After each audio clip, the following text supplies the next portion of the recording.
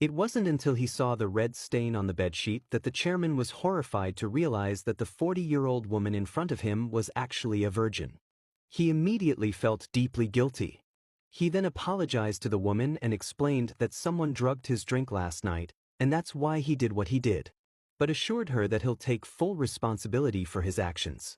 To make amends, he took out his business card and gave it to her, telling her that if she ever had any problems in the future, she could call the number for help. He thought that this would be the end of their interaction. Unexpectedly, a month later, the woman found out she was pregnant, with rare twins. Realizing they were his own flesh and blood, she decided to keep the babies and called the man from that night. "I'm pregnant with your child," she said. "I want to keep the baby. Can we meet and talk?" "I don't know who you are," he replied, "but do you think joking like this is funny?" The chairman ordered his assistant to find out who the woman was. Not long before, the chairman had been informed by a doctor that he had a congenital condition that made it nearly impossible for him to have children. This shocked him greatly. He loved children and was still single. If he couldn't have children, no one would inherit his billion-dollar fortune.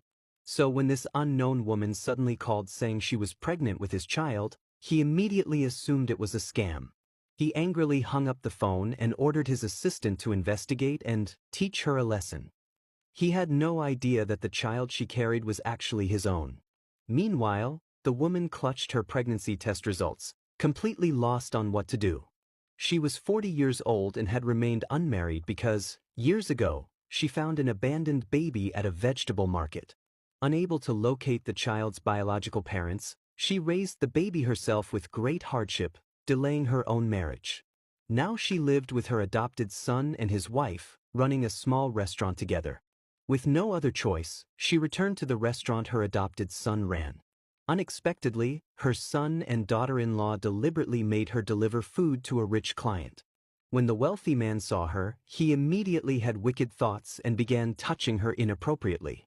She resisted as best she could, but what he said next shocked her. Meanwhile, the chairman's assistant reported back. The call had indeed come from the woman he had been with that night, and the pregnancy was real. "It's absolutely true. I investigated it personally," the assistant said. "I have a child," the chairman exclaimed in excitement. "Go find her. I want to bring her back." The assistant cautioned, "Her background is a bit complicated.